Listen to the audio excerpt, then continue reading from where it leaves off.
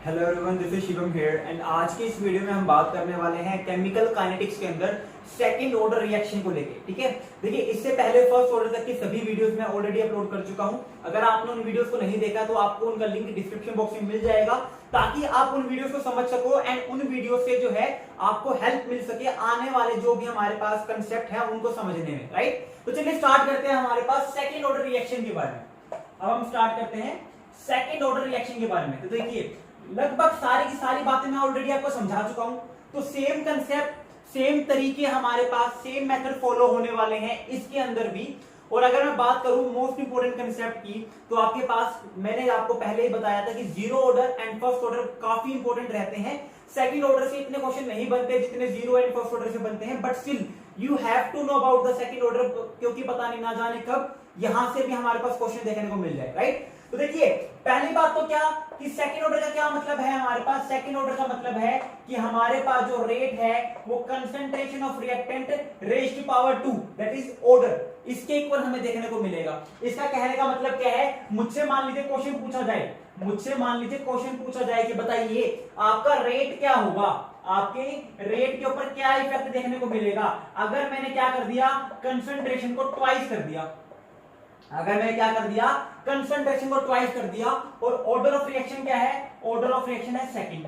तो हमें पता है रेट जो है वो rate constant multiply concentration of reactant की पावर 2 के इक्वल है। तो अगर मैंने कंसंट्रेशन को ट्वाइस कर दिया तो रेट क्या हो जाएगा, रेट मेरे पास 4 टाइम्स इंक्रीज हो जाएगा।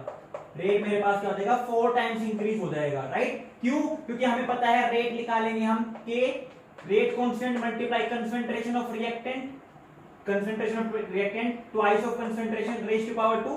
तो क्या बन जाएगा हमारे पास 4, 2 का स्क्वायर 4 वो बाहर आ जाएगा, 4 के कंसंट्रेशन की पावर 2।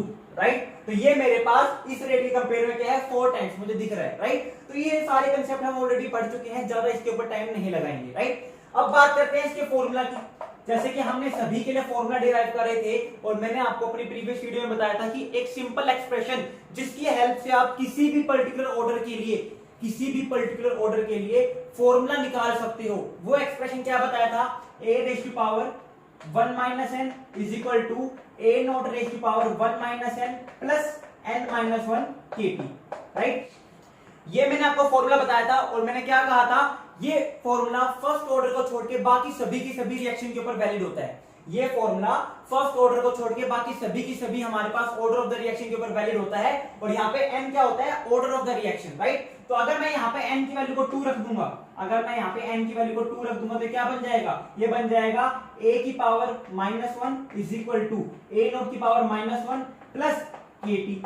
राइट, और अगर मैं a इनवर्स को ऐसे भी तो लिख सकता हूं 1 बाय a, इसको मैं ये भी लिख सकता हूं, तो 1 बाय a क्या बन जाएगा, 1 by a is equal to 1 by a naught plus kt। और यही फॉर्मूला होता है हमारे पास सेकंड ऑर्डर के लिए, यही फॉर्मूला होता है हमारे पास सेकंड ऑर्डर के लिए। तो आपको ये एक्सप्रेशन याद करना है, बस आपको हर एक ऑर्डर के लिए अलग से ये वाला फॉर्मूला निकालने की जरूरत नहीं है या फिर याद रखने की जरूरत नहीं है। एक एक्सप्रेशन याद रखो ना, क्यों हर ऑर्डर के लिए अलग फॉर्मूला याद रख रहे हो, ये वाला एक्सप्रेशन हर जगह वैलिड है फर्स्ट ऑर्डर को छोड़ के। राइट, तो ये हमारे पास बन जाएगा सेकंड ऑर्डर के लिए फॉर्मूला। ठीक है, और यहां पर होता क्या है, ए हमारे पास क्या है, रिएक्टेंट की कंसंट्रेशन कितनी बच गई, concentration of reactant left after a particular time.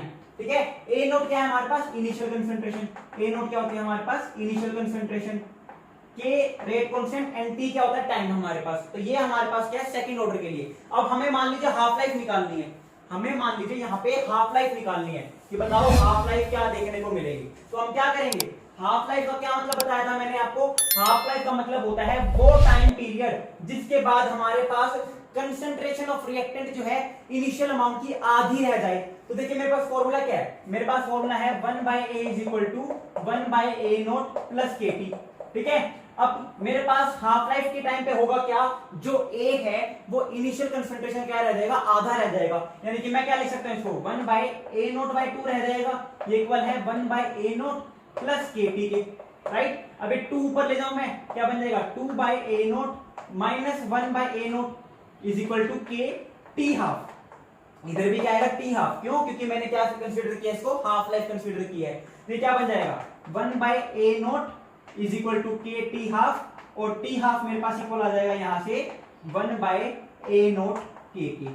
ये मेरे पास क्या आ गया, हाफ लाइफ के लिए फॉर्मूला आ गया। कौन से ऑर्डर के लिए, सेकंड ऑर्डर के लिए। तो आपको चीजें रट्टा नहीं मारनी, आपको चीजों को समझना है। अगर आप थोड़ा सा ध्यान से पढ़ोगे इनको तो आपको 15 सेकंड से ऊपर नहीं लगेगी टी हाफ का फॉर्मूला निकालने के लिए for first order second order किसी भी ऑर्डर रिएक्शन के लिए, राइट। तो आपको चीजों को रटना नहीं है, आपको कंसेप्ट समझने हैं। आराम से खुद से आप क्या कर पाओगे, इन फॉर्मूलास को निकाल पाओगे। एंड मैं मानता हूं किसी भी कंपटीशन लेवल एग्जाम में टाइम की काफी ज्यादा अहमियत रहती है। आपको चीजें याद रहेंगी तो ठीक है, अच्छी बात है, जल्दी हो जाएगा। लेकिन अगर इस चीज को मैं 15 सेकंड लगा के निकाल पा रहा हूं और मेरे माइंड के ऊपर थोड़ा सा बर्डन कम हो रहा है, तो आई थिंक कोई बड़ी बुरी डील नहीं है ये, राइट। तो आप इन चीजों को क्या कर सकते हो, याद रख सकते हो। आपको ये कंसेप्ट पता होना चाहिए, क्योंकि ये कंसेप्ट सिर्फ इस ऑर्डर पे नहीं, हर एक ऑर्डर के ऊपर लगता है। सिर्फ इस ऑर्डर पे नहीं, हमने zero order, first order, second order, हर एक के अंदर टी हाफ जो है वो इसी तरीके से निकालना है। इसी तरीके से आप क्या निकाल सकते हो, T75 निकाल सकते हो। इसी तरीके से आप क्या निकाल सकते हो, T99.5 निकाल सकते हो, ठीक है। तो हम यहाँ पर क्या कर सकते हैं, हमारे पास देखिए क्वेश्चन आते हैं, हमारे पास क्वेश्चन आता है यहाँ पे क्या कि सेकंड ऑर्डर रिएक्शन के लिए इनके बीच में रिलेशन बताओ। हमारे पास क्वेश्चन क्या आएगा, हमारे पास क्वेश्चन आएगा सेकंड ऑर्डर रिएक्शन के लिए रिलेशन बताओ, किस किस के बीच में, T75/T50 के बीच में इनका रेशियो क्या आएगा, और एक आएगा T87.5/T50 के बीच में। ये क्वेश्चन आपके लिए होमवर्क है, ये क्वेश्चन आपके लिए होमवर्क है। आपको क्या करना है, T75/T50 का रेशियो निकालना है, आपको क्या करना है, T87.5/T50 का रेशियो निकालना है, और आपको बताना है। हमने फर्स्ट ऑर्डर के लिए भी निकाला था ये, हमने ये फर्स्ट ऑर्डर के लिए भी निकाला था, हमने ये जीरो ऑर्डर के लिए भी निकाला था। उन्हीं मेथड से आपको क्या करना है, सेकंड ऑर्डर के लिए भी निकालना है, ठीक है। उन्हीं मेथड से आपको क्या करना है, सेकंड ऑर्डर के लिए भी निकालना है। और अगर मैं आपको आंसर बता दूं तो देखिए, इसका आंसर आएगा 3, इसका आंसर आएगा 7, ठीक है। इसका आंसर आएगा 3, इसका आंसर आएगा 7। काफी ज्यादा आस्क्ड क्वेश्चन है किसी भी कंपटीशन लेवल एग्जाम में। तो अगर आपको ये वैल्यू डायरेक्ट याद है तो अच्छी बात है, ठीक है। फर्स्ट ऑर्डर में क्या आया था, 23 आया था, इसमें 37 आता है, इसमें 2, इसमें 3। तो सेकंड ऑर्डर में इसमें क्या आता है, 3 और 7। देखिए जीरो ऑर्डर का नहीं है, ये वैल्यू मैंने सेकंड ऑर्डर के लिए बताई है, ठीक है। T75/T50 और T87.5/T50 का जो रेशियो बताया है, इस सेकंड ऑर्डर के लिए बताया है। फर्स्ट ऑर्डर में क्या आया था हमारे पास, 2 और इसका आया था 3, इसका आएगा 3 और इसका आएगा 7 फॉर सेकंड ऑर्डर रिएक्शन। तो याद है, अच्छी बात है। याद नहीं है तो रटने की जरूरत नहीं है, आपको मेरे मेथड बताए हुए हैं, इसीलिए मैं कह रहा हूं कि चीजों को ध्यान से करना सीखो, चीजों को रटो मत, चीजों को समझना सीखो। समझोगे आसानी से हो जाएगा, बर्डन कम पड़ेगा। क्योंकि कंपटीशन लेवल एग्जाम वो क्रैक नहीं करता जो चीजों को रट लेता है, काफी सारी वो क्रैक कर पाता है जो समझ लेता है। क्योंकि एक कंपटीशन लेवल एग्जाम को क्रैक करना रोड लर्निंग का पार्ट नहीं है, एक अंडरस्टैंडिंग का पार्ट है, राइट। तो ये हमारे पास क्या आ जाता है, यहाँ पे हमारे पास सेकेंड ऑर्डर रिएक्शन के लिए इंपॉर्टेंट कंसेप्ट बन के आते हैं, राइट। अब देखिए हमारे पास हम बात करते हैं कि मान लो मेरे पास A0 से A0/2 बनने में सेकेंड ऑर्डर रिएक्शन में 10 मिनट लग रही है। तो बताओ A0/2 से A0/4 बनने में कितना टाइम लगेगा, A0/4 से A0/8 बनने में कितना टाइम लगेगा। तो आपको क्या पता होना चाहिए, रिलेशन पता होना चाहिए। और अभी हमने रिलेशन निकाला था क्या, T half for second order reaction 1/A0 k के इक्वल है। यानी कि अगर मेरे पास यहां से क्या समझ में आ रहा है कि T हाफ मेरे पास जो है वो इनवर्सली प्रोपोर्शनल है कंसंट्रेशन ऑफ रिएक्टेंट की, कि अगर मेरी कंसंट्रेशन ऑफ रिएक्टेंट जो है आधी होगी तो मेरा T हाफ क्या हो जाएगा, डबल हो जाएगा। तो देखिए A0 से A0/2 बनने में 10 मिनट लग रही है, तो A0/2 से A0/4 बनने में कितना टाइम लगेगा हमारे पास, 20 मिनट, क्योंकि ये और आधी हो गई। ये क्या हो गई, और आधी हो गई। A0/4 से A0/8 बनने में, यानी कि ये मेरे पास और आधी हो गई, तो कितना टाइम लग जाएगा, 40 मिनट मुझे देखने को मिल जाएगा। तो मुझे क्या लग जाएगा, 40 मिनट देखने को मिल जाएगा। अब मुझे पूछा गया A0 से A0/4 बनने में कितना टाइम लगेगा, बताओ। तो देखो A0/4 बनने में मेरे पास 10 मिनट ये लगी, 20 मिनट ये लगी, यानी कि 30 मिनट लग जाएगी, ठीक है। तो चीजों को रटो मत, चीजें बहुत आसानी से समझ में आएगी। जीरो ऑर्डर में भी मैं आपको ये समझा चुका हूं, फर्स्ट ऑर्डर में भी यहाँ पे आपको मैं समझा चुका हूं, सेकंड ऑर्डर में हम दोबारा से रिपीट कर रहे हैं इस चीज को, राइट। तो कंसेप्ट ऐसा कुछ नहीं है कि मैं जल्दी करवा रहा हूं, ऐसा कुछ नहीं है कि मैं एकदम से आपको इस तरीके से करवा रहा हूं कि आपको समझ में ना आए। कंसेप्ट मैं ये सोच के आपको करवा रहा हूं कि आपने ऑलरेडी शुरू की वीडियोस देखी हैं। इस चीज को मैं ऑलरेडी 2 बार बहुत डीपली समझा चुका हूं। अब तीसरी बार उतना ही डीप में जाना आई डोंट थिंक कि वो एक अच्छी स्ट्रेटेजी रहेगी, क्योंकि आपको ये चीजें आ जानी चाहिए अभी तक, क्योंकि मैं चाहता हूं कि इस वीडियो में मैं आपको ग्राफ भी कंप्लीट करवा दूं सेकंड ऑर्डर रिएक्शन के लिए, राइट। तो हमारे पास यहाँ पे क्या रहेगा, यहाँ पे हमारे पास इस तरीके से कंसेप्ट देखने को मिल जाएगा। अब देखिए एक क्वेश्चन देखते हैं। अब हम क्या करते हैं, एक क्वेश्चन देखते हैं। क्वेश्चन हमारे पास कुछ इस प्रकार है, एक रिएक्शन है 2NOBr जो है, इसको जब मैं हीट करता हूं तो ये मेरे पास 2NO प्लस Br2 में कन्वर्ट हो रही है। 2NOBr एक रिएक्शन है जो कि on heating 2NO plus Br2 में कन्वर्ट हो रही है। इसके लिए जो रेट कांस्टेंट है वो है, इसके लिए जो रेट कांस्टेंट है वो है 0.810 mole inverse second inverse, 0.810 mole inverse second inverse. और मुझे क्या कहा गया, कैलकुलेट द टाइम रिक्वायर। हमें क्या कहा गया है, हमें कहा गया है calculate the time require to use up 1.5 into 10⁻⁻² molar concentration. ठीक है, हमें यहां पे क्या कहा गया, calculate the time required to use up 1.5 into 10⁻⁻³ molar concentration if initial concentration is 4 into 10⁻³ molar. ठीक है, यहाँ पे -3 आएगा। ठीक है, हाँ देख के ही बता रहे हैं क्वेश्चन, मुझे ध्यान नहीं है क्वेश्चन। ठीक है यार, बहुत सारी चीजें भी चल रही है लाइफ में और एग्जाम्स भी चल रहे हैं मेरे, इस वजह से वीडियो भी कंटिन्यूसली अपलोड नहीं हो पा रही है। दो माइंड अभी थोड़ा सा खिसका पड़ा है, तो क्वेश्चंस की जो लैंग्वेज है, जो डिटेल्स है वो खुद से नहीं बना पा रहा अभी, क्योंकि मैं नहीं चाहता कुछ गलत हो जाए, तो थोड़ा सा हेल्प लेना पड़ रहा है एक बुक का। ठीक है, एक बुक का काफी अच्छा क्वेश्चन है ये, देखिए ध्यान से। पहली चीज तो क्या, मुझे एक रिएक्शन दी गिवन है 2NOBr से 2NO प्लस Br2। मुझे क्या कहा गया, इस रिएक्शन के लिए रेट कांस्टेंट है 0.810 मोल इनवर्स सेकंड इनवर्स। अब देखिए कहीं पर भी मुझे ऑर्डर ऑफ द रिएक्शन नहीं बताया हुआ। अब क्या पता ये फर्स्ट ऑर्डर रिएक्शन हो, क्या पता ये सेकंड ऑर्डर रिएक्शन हो, क्या पता ये जीरो ऑर्डर रिएक्शन हो, मुझे कैसे पता चलेगा, क्योंकि हर एक ऑर्डर में एक अलग फॉर्मूला यूज हो रहा है। तो आपको क्या करना पड़ेगा, आपको जो है रेट कांस्टेंट से पता करना पड़ेगा, क्योंकि हर एक पर्टिकुलर ऑर्डर के लिए एक पर्टिकुलर यूनिट है रेट कांस्टेंट की। हर एक पर्टिकुलर ऑर्डर के लिए एक पर्टिकुलर यूनिट है रेट कांस्टेंट की, और ये यूनिट रेट कांस्टेंट की कौन से ऑर्डर के लिए होती है, सेकंड ऑर्डर के लिए। अब ये मत कहना सर कैसे पता चला, बहुत बार करवा चुका हूं ये चीज, तो मैं मतलब ये तो 4-5 बार रिपीट करवा चुका हूं अपनी पुरानी वीडियोस के अंदर। ठीक है, तो ये तो मैं दोबारा नहीं बताने वाला हूं। अब हमें क्या कहा गया, कितना टाइम रिक्वायर होगा अगर मुझे यूज करनी है 1.5 into 10⁻³ मोलर कंसंट्रेशन। देखिए यहां पे क्या यूज है, यहां पे लिखा हुआ टू यूज अप, इतना यूज कर लेना है। ये बची हुई अमाउंट नहीं है, ये कंज्यूम अमाउंट है। ये जो मुझे अमाउंट गिवन है ये कौन सी है, कंज्यूम अमाउंट, कि मुझे इतना कंज्यूम कर लेना है अगर इनिशियल कंसंट्रेशन है 4 into 10⁻⁻3। अब बच्चे क्या करेंगे, बच्चे कहेंगे अच्छा हमें टाइम निकालना है, फॉर्मूला होता है सेकंड ऑर्डर के लिए 1/A = 1/A0 प्लस KT।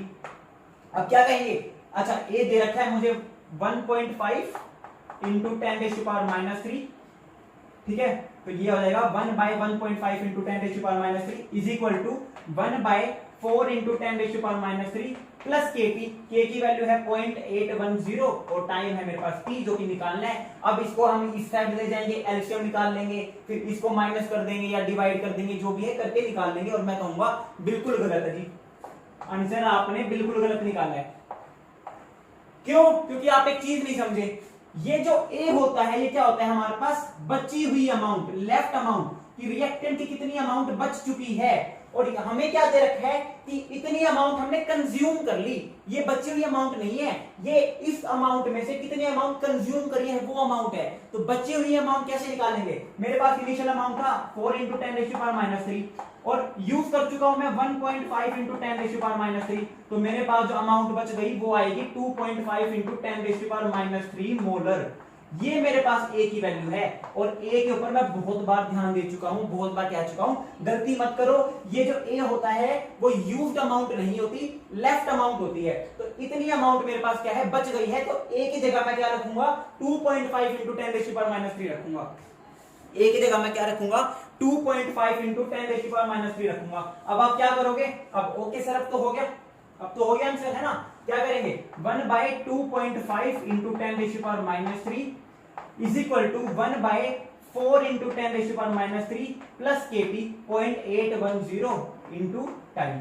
अब इसको इधर ले जाओगे माइनस कर लोगे एंड देन 0.810 डिवाइड में चला जाएगा, टाइम निकाल लोगे। मैं कहूंगा थप्पड़ मारो खुद के, सच्ची में। अगर आपने अभी भी ये चीज करी है ना, बेशक आप कॉपी किताब बंद कर दो, ठीक है, क्योंकि आपको पिछला कुछ याद ही नहीं है, आप चीजों को समझ ही नहीं रहे हो।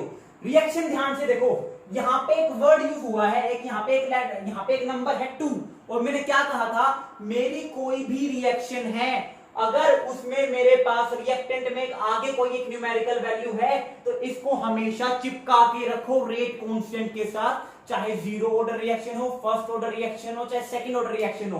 तो मेरे पास ये फॉर्मूला नहीं यूज होगा, मेरे पास फॉर्मूला यूज होगा प्लस 2kT, क्योंकि यहां पे मेरे पास अब की बार क्या है, मेरे रिएक्टेंट में 2 लगा हुआ है। और अगर नहीं समझ में आया क्यों लगाया है, फर्स्ट ऑर्डर की रिएक्शन जाके देखो, वहां पे समझाया हुआ है। यहाँ पे 2 × 8.810 करना है, 2 × 0.810 करना है, तब जाके आप t की वैल्यू निकाल पाओगे।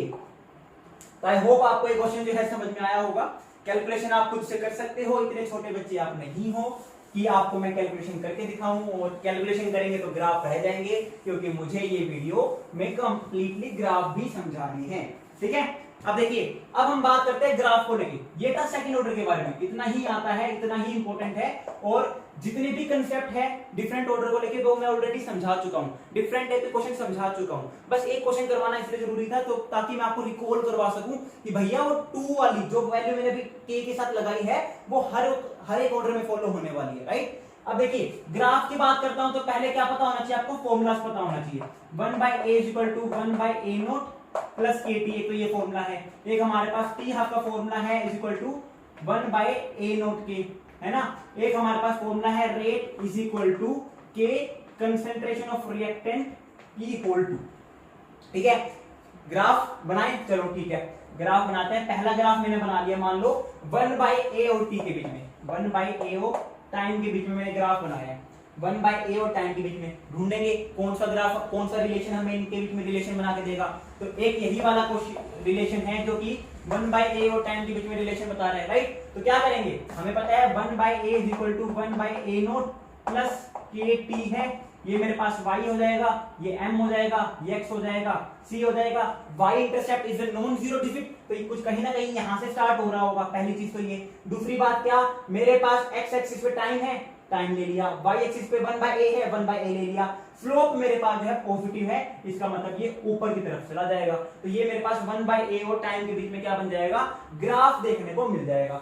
सेकंड ग्राफ हमारे पास क्या बना लेते हैं, मान लो मुझे कहा जाए t हाफ और a0 के बीच में ग्राफ बनाओ, ठीक है, बनाते हैं भाई। क्या रिलेशन है t हाफ और a0 के बीच में, t हाफ जो है वो 1/a0k के इक्वल है, 1/a0k के इक्वल है। तो ये y हो जाएगा 1/a0, तो 1/a0 कर देते चलो यहाँ पे, ठीक है। अब आपका काम क्या है, आपको पहले मैं ये करवाता हूँ, फिर आपको एक होमवर्क देता हूँ। तो 1/a0 मेरे पास क्या है, मेरे पास x, 1/k हो जाएगा मेरे पास m, और c हो जाएगा मेरे पास y इंटरसेप्ट 0, ठीक है। तो y इंटरसेप्ट 0 है तो यहां से स्टार्ट होगा, राइट।